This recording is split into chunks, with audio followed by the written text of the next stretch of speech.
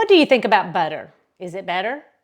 I mean, butter makes casseroles and biscuits taste yummy. But is it better for your health? Let's talk about a question the internet cannot stop arguing about. Is butter better? Well, if you ask TikTok, the answer is yes. But if you ask your arteries, they'll get riled up with some inflammation. Today, we're clearing up the confusion. Healthy isn't just what you do, it's who you become. I'm Dr. Vicki, and this is Healthy Looks Great on You, a lifestyle medicine podcast to help you reclaim your energy, your focus, and your well-being. Life tested, doctor approved. All fats are not created equal. Let's start with the basics. There are three big hitters when it comes to macronutrients. Protein, which everyone is obsessed with, carbs, who get a bad rap and blamed for everything, and fats. Protein is like the homecoming queen of macronutrients. Everybody wants more of it. And most Americans get more than enough protein if they eat the standard American diet.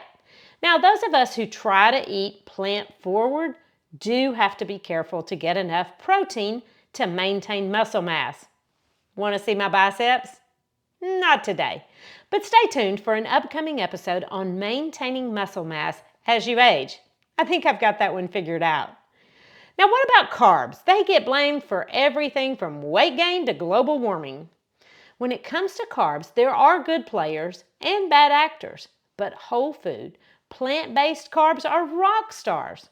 Whole grains and fiber-rich plants feed your gut microbiome, so your intestines can crank out hormones and neurotransmitters that support good sleep and good mood. Yes, your oatmeal is part therapist, part pharmacist. And if you want to see exactly what I keep in my own pantry and freezer to make quick, balanced meals with protein and good carbs, go to my website, healthylooksgreatonyou.com, and grab my free, no plan, no problem pantry guide. There are a few recipes included, and they're made up of healthy carbs. But today we're talking about F-A-T. And it's not a dirty word, it's one of the big three. And choosing the right fats can change your health. But like carbs, there are good fats and bad fats. Unlike carbs, they actually look different chemically and structurally. Let's go to mini medical school and learn why fat structure matters, because once you understand this, it's all going to make sense. And then when you read something, you'll know whether it's true or not. So in today's mini medical school, we're going to take a look at biochemistry that looks a little bit like geometry and why fat structure matters. And don't worry, this is the fun kind of science. Yes, that is a thing. You're welcome. First, a pop quiz though. How many calories in 1 gram of carbohydrates? 4. 4 kilocalories for 1 gram. What about protein? Well, it's the same. There are 4 kilocalories in 1 gram of protein too. They're equal. But fat has 9 kilocalories per gram. So of course it's going to be the most controversial macro that shows up at dinner. There are 3 different types of fat. One's good, one not so good, and one that's actually banned. Saturated fat, unsaturated fat, and trans fats. And trans fats are also called partially hydrogenated oils. And they're made up of heating liquid vegetable oils in the presence of hydrogen gas, which is cheap and it was added to a lot of junk food. But it's so unhealthy that it's pretty much been made illegal since 2018. So let's focus on the players that you're actually going to meet in everyday food. And let's start with appearance. Fats are made up of chains of fatty acids. Let's look at saturated fat first. It's the sticky one. In saturated fats, all the bonds are single and straight, like dry spaghetti. They're easy to stack and they're easy to clump. And that structure makes saturated fats solid at room temperature. Think butter, cheese, yogurt, ice cream, meat, and shortening. And if fat is solid outside your body, well, it tends to behave a little solid inside your body too. The American Heart Association recommends keeping saturated fat to less than 6% of your total calories. And that's because decades of science show that saturated fat can raise your LDL, your bad cholesterol, and that increases the risk of heart disease. And while we're pulling receipts, the dietary guidelines for Americans say the same thing.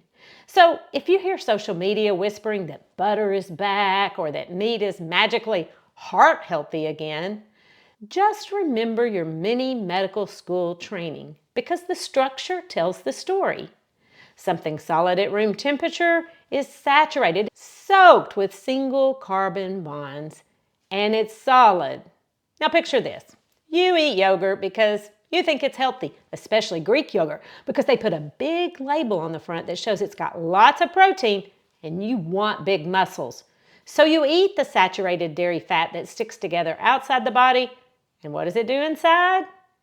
Yeah. And while I'm quoting the experts, here's a statement from the current dietary guidelines. Saturated fat has health risk. Unsaturated fat has health benefits. I put a link to download this document in the show notes, and you really should read it for yourself. There is some good, time-tested, research-proven advice in there. Hold up a minute, Houston. We have a problem. These are the dietary guidelines and heart disease remains the #1 killer of Americans? What's up with that? Well, is it the guidelines? Could it be that most people don't follow the guidelines? So if you hear that the guidelines are changing and that butter is better and you should eat more meat, think about the biochemical structure. You've been to many medical school and you understand how to compare saturated fats to unsaturated fats, how they look on the outside, and how that plays out on the inside. So let's look at the helpful ones. Unsaturated fats are usually liquid at room temperature. They flow through your arteries, through your olive oil bottle, they flow. Their chemical structure has a bend or a kink. Think spiral pasta instead of straight spaghetti. And that bend keeps them from lining up neatly, which means they don't clump and clog. There are 2 types of unsaturated fats, mono and poly. Let's look at monounsaturated fats. Mono means 1. See? Med school is easy. These include olive oil, canola oil, peanut oil, avocados, nuts.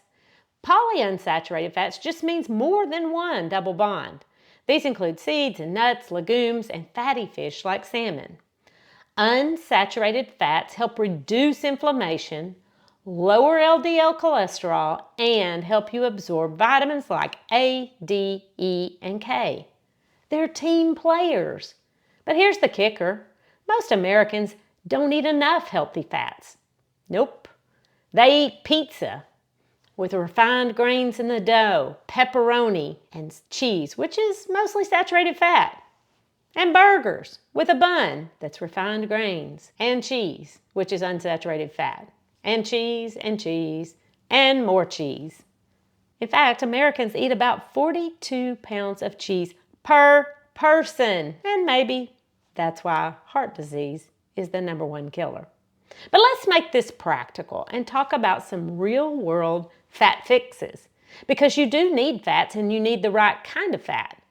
Unsaturated fats are better. They've got that bond and it breaks up the chains and it keeps them from lining up straight and clogging up your arteries.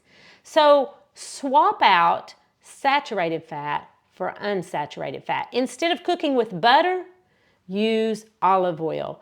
It is the basis of the Mediterranean diet, which is the most time-tested diet to prevent heart disease. It's also the foundation of the DASH diet, which is used to treat high blood pressure, the Portfolio diet, which is used to treat high cholesterol, and the MIND diet, which is used to help prevent and even sometimes reverse early cognitive decline. Olive oil is better than butter. There, I said it. And add seeds or nuts to your oatmeal, which is a whole grain. Yes, instead of yogurt, which is a dairy fat. And swap that cheese on your sandwich for something like mashed avocado or hummus, which is made from garbanzo beans. And if you missed my last email, I shared my chocolate mousse recipe made from avocado dates and frozen chopped cherries. It's a plant-based dessert that is high in healthy fats, and everyone who was brave enough to try it said it was surprisingly good. Keep nuts and seeds on hand for quick snacks. That'll keep your taste buds happy and your heart happier. You don't have to eat perfectly, and you don't have to overhaul your whole diet. Just shift the balance and choose fats that help your body thrive. Reduce the ones that slow it down. Your future self, the one with the fabulous labs and the energy to match, will thank you. Balance your fork and stay on your toes and follow the evidence, because healthy looks good on your heart and healthy looks great on you. The information contained in this podcast is for educational purposes only and is not considered to be a substitute for medical advice. You should continue to follow up with your physician or healthcare provider and take medication as prescribed.